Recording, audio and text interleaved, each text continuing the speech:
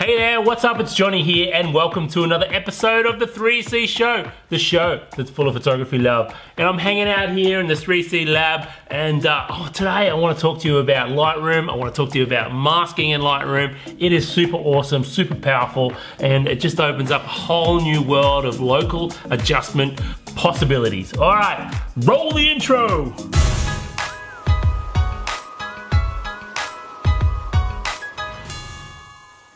So masking in Lightroom, super awesome. But before we get started, I just wanted to mention that this is a question that's come in from one of the awesome Team 3CX community members. That's an exclusive online photography community that I run with every month. You get a brand new masterclass and we have assignments and critique videos and feedback on your image. It's just the ultimate way to learn photography. And if you're interested in that, there'll be a link below. Just click that and check it out, because I'd love to have you aboard. All right, masking in Lightroom, super awesome. It's a pretty new feature, okay? So if you've got one of the older versions of Lightroom, you may not have it. Off the top of my head, I can't remember what version it came out, but very recently, it was in an update in Lightroom CC or Lightroom 6. So awesome stuff. So what does it do? It allows you in your localized adjustments, things like the brush tool, the graduated filter tool, the radial filter tool. In those tools where you're doing your localized adjustments, it allows you to make even better selections. And there's two ways you can do it. You can do it by color and you can do it by luminancy, meaning the light or the darkness of the area that you select. And I'm gonna show you through both of those right now. So here we are in the Lightrooms. And we got this beautiful sunset image. This is looking away from the sun at one of my local beaches, 1 mile. And just say I wanted to pull this blue down in the background here. I wanted to make the blue more intense, but I didn't want to affect all these clouds, okay? Before, it would be quite tricky to do that. And you can do it with things like, you know, the HSL and saturation. It does a pretty good job, but sometimes it struggles with the different tones. You can see it's darker up the top and lighter as we go down that blue tone. And here's where masking will come in. So you can see here, I've clicked on the graduated filter. And what I'm gonna do is I'm just gonna add a little graduated filter across this area like this, okay?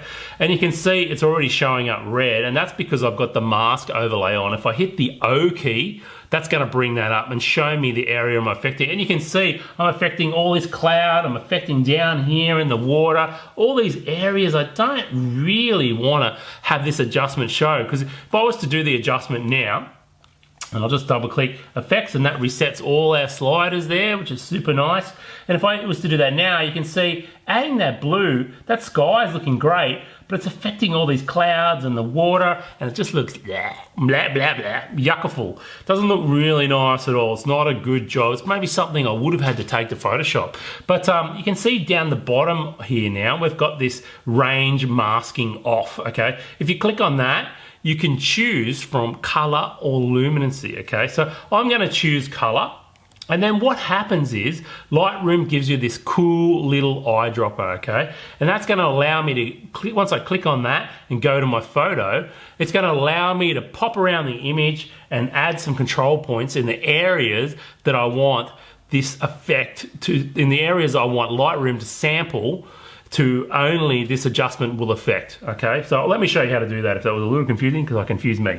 Anyway, here we go. So what I wanna do is I wanna click here and then I wanna hold down the shift key. Actually, what I'm gonna do is I'm gonna put the mask on, and you can see already these areas that aren't being affected, okay? But we wanna refine that a little bit more. So if I hold down the shift key now and I just click around in these other areas here, hopefully what we're doing by doing this, and that was a good one because that's backed off some of the color, and you just click around. And also what you can do, if you have a large transition, you can hold down the shift key and drag out a selection area, okay? And that's gonna do a bigger selection of the tonal values of the blue I'm trying to affect there. So you can see we've still got a little bit down here, but we're doing pretty good. So I'm gonna hold down the shift key. I'm just gonna add some more points in and around here.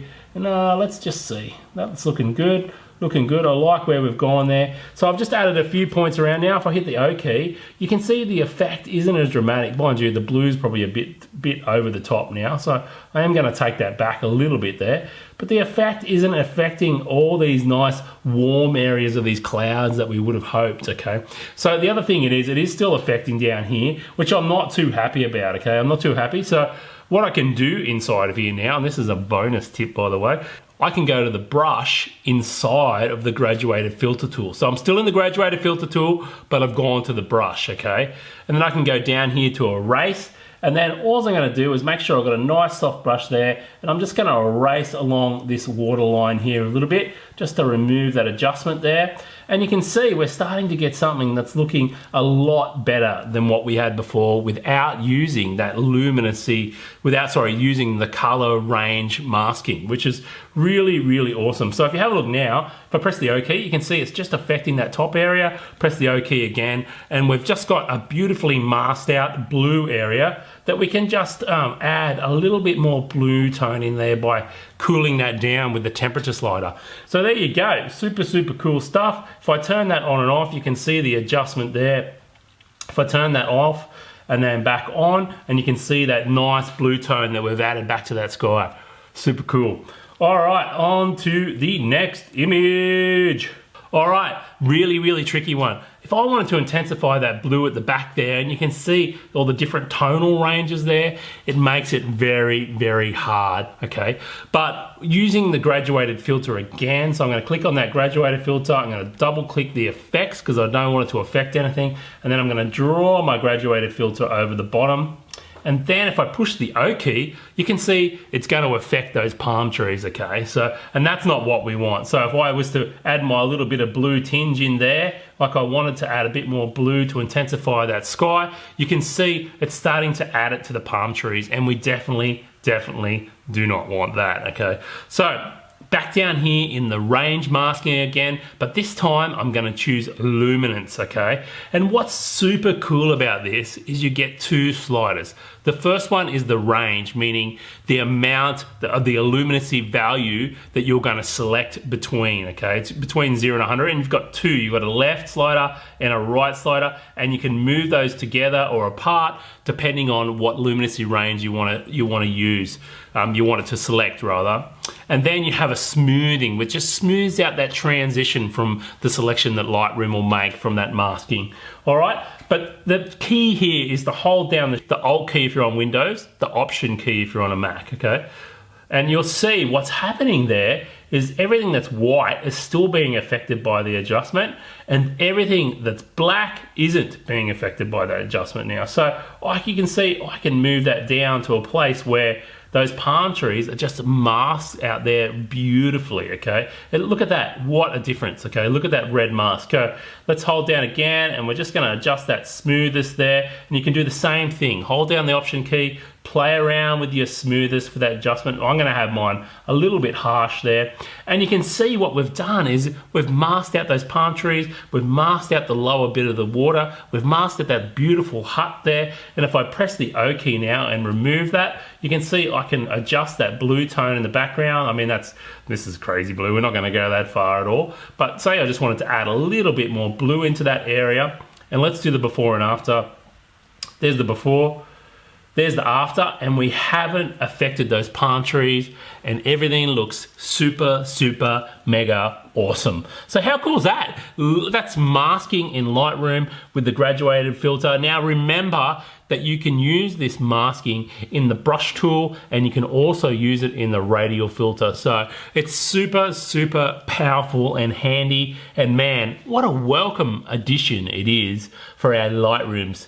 Go the Lightroom love, I say. How awesome is that? So remember, if you're interested in taking your photography, your landscape and nature photography next level, learning more about Lightroom, man, jump in and check out Team 3CX. My awesome photography, I should say our awesome photography community, because it's a group of like-minded photographers in there growing and helping each other on their photography journey, and we are just absolutely having a ball in there. So find out more, click the link below, and I'd love to have you involved. All right, that's it for this week. I hope you enjoyed it. Man, I love giving the Lightroom love. It's great, man. Lightroom is it's my home of photography, and I love sharing it with you guys. All right, stay awesome, stay inspired, and I'll talk to you again really, really soon. I'm out. Peace.